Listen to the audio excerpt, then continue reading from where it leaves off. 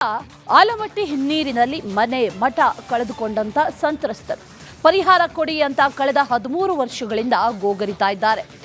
DCM DK Shivakumar ಅವರ ನೇತೃತ್ವದಲ್ಲಿ ನಡೆಯಲಿರುವಂತಹ ಸಭೆ ಈಗ ಕುತೂಹಲವನ್ನ ಮೂಡಿಸಿದೆ. ಇದಕ್ಕೆ ಸಂಬಂಧಪಟ್ಟಂತ ವರದಿ ಇದೆ, ನೋಡ್ಕೊಂಡು ಬನ್ನಿ.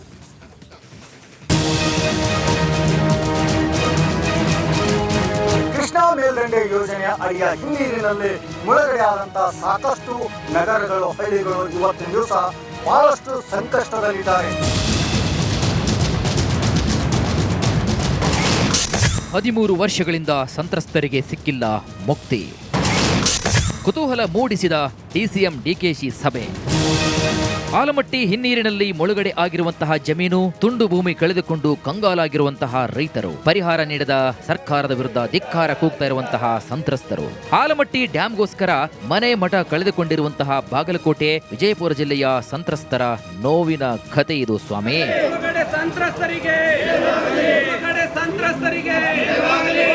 ಭಾರತ್ ಮಾತಾ ಕಿ ಬಿಜೆಪಿ ಯೋಜನೆಯನ್ನು ನಿರ್ಲಕ್ಷಿಸಿದ ಸರ್ಕಾರಕ್ಕೆ, ಬಿಜೆಪಿ ಸಂತ್ರಸ್ತರಿಗೆ ಪರಿಹಾರ ನೀಡಲು ವಿಳಂಬ ಮಾಡುತ್ತಿರುವ ಸರ್ಕಾರಕ್ಕೆ. ಕಳೆದ 13 ವರ್ಷಗಳಿಂದ ಪರಿಹಾರ ನೀಡುವಂತೆ ಆಗ್ರಹಿಸಿ ಹೋರಾಟವನ್ನ ಮಾಡುತ್ತಲೇ ಇದ್ದಾರೆ. ಆದರೆ ಇಲ್ಲಿಯವರೆಗೂ ಒಂದು ನಯ ಪೈಸಾ ಕೂಡ ಪರಿಹಾರ ಸಿಕ್ಕಿಲ್ಲ. ಮುಳುಗಡೆಯಾಗುವ ನೀರಾವರಿ ಜಮೀನಿಗೆ ಎಕರೆಗೆ 50 ಲಕ್ಷ, ಒಣ ಬೇಸಾಯಕ್ಕೆ 40 ಲಕ್ಷದಂತೆ ಪರಿಹಾರವನ್ನ ನೀಡಲು ಸಂತ್ರಸ್ತರು ಆಗ್ರಹಿಸ್ತಾ ಇದ್ದಾರೆ. ಇಂದು ಡಿಸಿಎಂ ಡಿಕೆ ಶಿವಕುಮಾರ್ ನೇತೃತ್ವದಲ್ಲಿ ಸಂತ್ರಸ್ತರ ಸಭೆ ನಡೆಯಲಿದೆ. ಪರಿಹಾರ ನೀಡುವಂತೆ ಒತ್ತಾಯಿಸುತ್ತೇವೆ, ಇಲ್ಲದೇ ಇದ್ರೆ ಹೋರಾಟ ಅನಿವಾರ್ಯ ಅಂತ ಸಂತ್ರಸ್ತರು ಹೇಳಿದ್ದಾರೆ. ಏನು 50-40 ಬೇಡಿಕೆ ಇಟ್ಟೆವು, ಅದರ 1 ರೂಪಾಯಿನೂ ಕಡಿಮೆ ಆಗಬಾರ್ದು. ಅದಕ್ಕೆ ಸ್ವಲ್ಪ ಪರಿಹಾರ ಸೇರಿಸಿ ಕೊಡಬೇಕು. ಮತ್ತು ಪ್ರತಿ ವರ್ಷ ಏನು ಎನ್ಯುವಲ್ ಗ್ರೋತ್ ಅಂತಾರಲ್ಲ, ಇವತ್ತು ಜಾಗತಿಕ ಬೆಳವಣಿಗೆ, ಆರ್ಥಿಕ ಬೆಳವಣಿಗೆ ಅಂತಾರೆ, ಅದು ಒಂದು 20% ಆಕೈತಿ ಪ್ರತಿ ವರ್ಷ. ಇವತ್ತು 1 ವರ್ಷ ವಿಳಂಬ ಮಾಡಿದ್ರೆ ಅದಕ್ಕೆ 20% ಹೆಚ್ಚುವರಿ ಏನು ಎನ್ಯುವಲ್ ಗ್ರೋತ್ ಬೆಲೆ ಇದೆಯಲ್ಲ, 20% ಹೆಚ್ಚಿಗೆ ಹಾಕಿ ಕೊಡ್ಬೇಕಂತೇಳಿ ನಾವು ನಾಳೆ ಪ್ರಮುಖ ಬೇಡಿಕೆ ಐತಿ. ಅದ್ರ ಜೋಡಿನೇ ಏನು ಭೂ ಸ್ವಾಧೀನ ಕಾಯ್ದೆ ಒಳಗೆ ಏನು ಪುನರ್ವಸತಿ ಪೂರ್ವ ನಿರ್ಮಾಣದ ಏನು ಸೌಲಭ್ಯಗಳದ ಅವೆಲ್ಲಾನು ಕೊಡಬೇಕು. ಅವರು ನ್ಯಾಯಾಲಯದಲ್ಲಿ ಏನೈತಿ ನಮ್ಮ ಜೊತೆ, ಅವ್ರ ಜೊತೆ ನಾವು ಹೋರಾಟಕ್ಕೆ ಸಿದ್ಧ ಮಾಡೋದೇವು, ನ್ಯಾಯಾಲಯದಿಂದ ಪರಿಹಾರ ತಗೊಳ್ಳಕ್ಕೆ ಸಿದ್ಧದೇವು. ಸಂತ್ರಸ್ತರ ಪುನರ್ವಸತಿಗೆ ಪಡೆದಂತಹ ಪ್ರದೇಶಕ್ಕೆ ಚದರ್ ಅಡಿಗೆ 800 ರೂಪಾಯಿ ನಿಗದಿಯಾಗಿದೆ. ಪರಿಹಾರ ನೀಡಲು ವಿಳಂಬ ಮಾಡಿರುವಂತಹ ಸರ್ಕಾರಗಳ ಧೋರಣೆಯಿಂದ ಕೃಷ್ಣಾ ಮೇಲ್ದಂಡೆ ಯೋಜನಾ ವೆಚ್ಚ 2 ಲಕ್ಷ ಕೋಟಿ ರೂಪಾಯಿಗೆ ಬಂದು ತಲುಪಿದೆ. ಹೀಗೆ ಮುಂದುವರೆದಲ್ಲಿ ಇನ್ನಷ್ಟು ಯೋಜನಾ ವೆಚ್ಚ ಹೆಚ್ಚಾಗೋ ಸಾಧ್ಯತೆ ಕೂಡ ಇದೆ. ಉತ್ತರ ಕರ್ನಾಟಕದ ಅಭಿವೃದ್ಧಿ ಸಲುವಾಗಿ ಸರಿಯಾದ ಕ್ರಮ ತಗೊಳ್ಳದೇ ಇದ್ದರೆ ಎಂಟೈರ್ ಉತ್ತರ ಕರ್ನಾಟಕನೇ ಇದು ಒಂದು ಪ್ರಾಜೆಕ್ಟಿಗೆ ಹೋರಾಟ ಮಾಡಕ್ಕೆ ನಿಂದಿರ್ಬೇಕಾಗ್ತೈತಿ. ಆ ನಿಟ್ಟಿನಾಗ ನಾವು ಯಾರೂ ರೈತರ ಹಿಂದೆ ಉಳಿಯಂಗಿಲ್ಲ ಅಂತ ಹೇಳಕ್ಕೆ ಬಯಸ್ತೀನಿ. ಸರಿಯಾಗಿ ಅದಕ್ಕೊಂದು ಸೂಕ್ತವಾದ ಕ್ರಮ ತಗೊಂಡು ಈ ನಿರ್ಣಯದೊಳಗೆ ಈ ವರ್ಷದಿಂದ ನಾವು ವರ್ಷ ಒಂದು 40,000 ಕೋಟಿ ಕೊಡ್ತೀವಿ ಅನ್ನೋ ನಿರ್ಣಯ ಆಗಬೇಕು ಅಂತೇಳಿ ಒತ್ತಾಯ ಮಾಡ್ತೀವಿ. ನಾಡಿನ ಅಭ್ಯುದಯಕ್ಕೆ ಮನೆ ಮಠ ಕಳೆದುಕೊಂಡಂತಹ ಸಂತ್ರಸ್ತರ ನೋವಿನ ಕೂಗು ಸರ್ಕಾರಕ್ಕೆ ಕೇಳ್ತಾ ಇಲ್ವಾ, ಅಥವಾ ಕೇಳಿದ್ರೂ ಕೂಡ ಕೇಳ್ತಾ ಇಲ್ವಂತೆ ನಾಟಕ ಮಾಡ್ತಿದ್ದಾರೆ. ಇಂದು ನಡೆಯಲಿರುವ ಡಿಸಿಎಂ ಡಿಕೆಶಿ ನೇತೃತ್ವದ ಸಭೆಯಾದ್ರೂ ಕೂಡ ಸಂತ್ರಸ್ತರ ಬಾಳಿಗೆ ನೆಮ್ಮದಿ ತರುತ್ತಾ ಅಂತ ಕಾದು ನೋಡಬೇಕಾಗಿದೆ.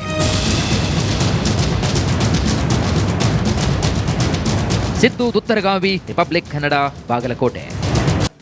ಅವರೆಲ್ಲ ಆಲಮಟ್ಟಿ ಹಿನ್ನೀರಿನಲ್ಲಿ ಮನೆ ಮಠ ಕಳೆದುಕೊಂಡಂತ ಸಂತ್ರಸ್ತರು ಪರಿಹಾರ ಕೊಡಿ ಅಂತ ಕಳೆದ 13 ವರ್ಷಗಳಿಂದ ಗೋಗರಿತಾ ಇದ್ದಾರೆ.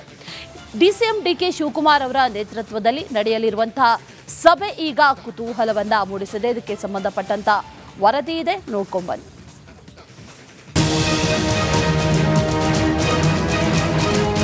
ಕೃಷ್ಣಾ ಮೇಲ್ದಂಡೆ ಯೋಜನೆಯ ಅಡಿಯ ಹಿನ್ನೀರಿನಲ್ಲಿ ಮುಳುಗಡೆಯಾದಂತಹ ಸಾಕಷ್ಟು ನಗರಗಳು, ಹಳ್ಳಿಗಳು ಇವತ್ತಿನ ದಿವಸ ಬಹಳಷ್ಟು ಸಂಕಷ್ಟದಲ್ಲಿದ್ದಾರೆ.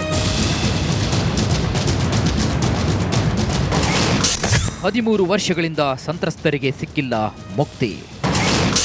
ಕುತೂಹಲ ಮೂಡಿಸಿದ ಡಿಸಿಎಂ ಡಿಕೆಶಿ ಸಭೆ. ಆಲಮಟ್ಟಿ ಹಿನ್ನೀರಿನಲ್ಲಿ ಮುಳುಗಡೆ ಆಗಿರುವಂತಹ ಜಮೀನು, ತುಂಡು ಭೂಮಿ ಕಳೆದುಕೊಂಡು ಕಂಗಾಲಾಗಿರುವಂತಹ ರೈತರು, ಪರಿಹಾರ ನೀಡದ ಸರ್ಕಾರದ ವಿರುದ್ಧ ಧಿಕ್ಕಾರ ಕೂಗ್ತಾ ಇರುವಂತಹ ಸಂತ್ರಸ್ತರು, ಆಲಮಟ್ಟಿ ಡ್ಯಾಂಗೋಸ್ಕರ ಮನೆ ಮಠ ಕಳೆದುಕೊಂಡಿರುವಂತಹ ಬಾಗಲಕೋಟೆ, ವಿಜಯಪುರ ಜಿಲ್ಲೆಯ ಸಂತ್ರಸ್ತರ ನೋವಿನ ಕಥೆ ಇದು ಸ್ವಾಮಿ.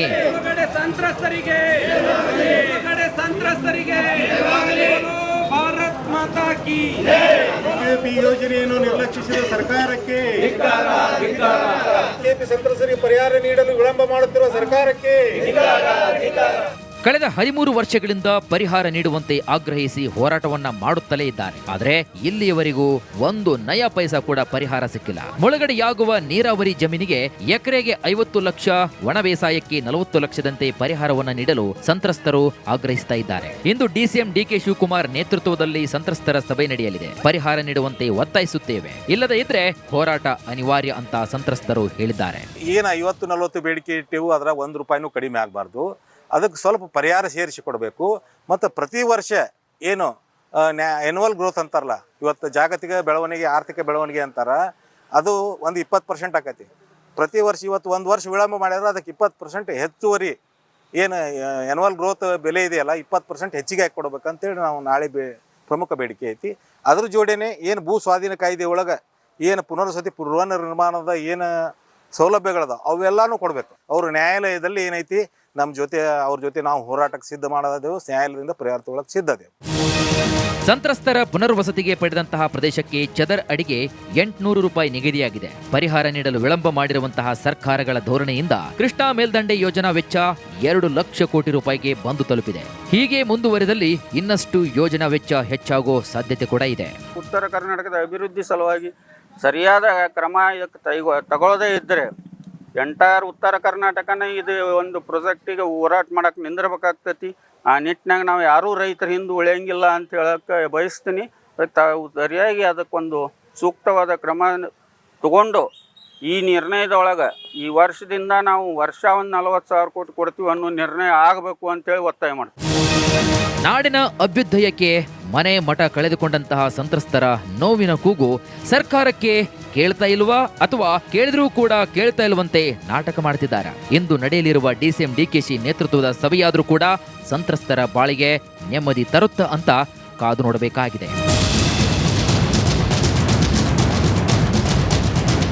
ಸಿದ್ದು ತುತ್ತರಗಾವಿ, ರಿಪಬ್ಲಿಕ್. ಅವರೆಲ್ಲ ಆಲಮಟ್ಟಿ ಹಿನ್ನೀರಿನಲ್ಲಿ ಮನೆ ಮಠ ಕಳೆದುಕೊಂಡಂತ ಸಂತ್ರಸ್ತರು. ಪರಿಹಾರ ಕೊಡಿ ಅಂತ ಕಳೆದ 13 ವರ್ಷಗಳಿಂದ ಗೋಗರಿತಾ ಇದ್ದಾರೆ. ಡಿಸಿಎಂ ಡಿಕೆ ಶಿವಕುಮಾರ್ ಅವರ ನೇತೃತ್ವದಲ್ಲಿ ನಡೆಯಲಿರುವಂತಹ ಸಭೆ ಈಗ ಕುತೂಹಲವನ್ನ ಮೂಡಿಸಿದೆ. ಇದಕ್ಕೆ ಸಂಬಂಧಪಟ್ಟಂತ ವರದಿ ಇದೆ, ನೋಡ್ಕೊಂಡ್ಬನ್ನಿ.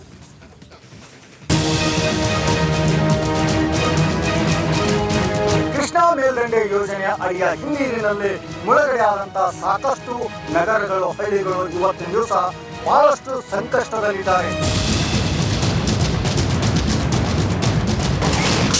13 ವರ್ಷಗಳಿಂದ ಸಂತ್ರಸ್ತರಿಗೆ ಸಿಕ್ಕಿಲ್ಲ ಮುಕ್ತಿ. ಕುತೂಹಲ ಮೂಡಿಸಿದ ಡಿಸಿಎಂ ಡಿಕೆಶಿ ಸಭೆ. ಆಲಮಟ್ಟಿ ಹಿನ್ನೀರಿನಲ್ಲಿ ಮುಳುಗಡೆ ಆಗಿರುವಂತಹ ಜಮೀನು, ತುಂಡು ಭೂಮಿ ಕಳೆದುಕೊಂಡು ಕಂಗಾಲಾಗಿರುವಂತಹ ರೈತರು, ಪರಿಹಾರ ನೀಡದ ಸರ್ಕಾರದ ವಿರುದ್ಧ ಧಿಕ್ಕಾರ ಕೂಗ್ತಾ ಇರುವಂತಹ ಸಂತ್ರಸ್ತರು, ಆಲಮಟ್ಟಿ ಡ್ಯಾಂಗೋಸ್ಕರ ಮನೆ ಮಠ ಕಳೆದುಕೊಂಡಿರುವಂತಹ ಬಾಗಲಕೋಟೆ, ವಿಜಯಪುರ ಜಿಲ್ಲೆಯ ಸಂತ್ರಸ್ತರ ನೋವಿನ ಕಥೆ ಇದು ಸ್ವಾಮಿ.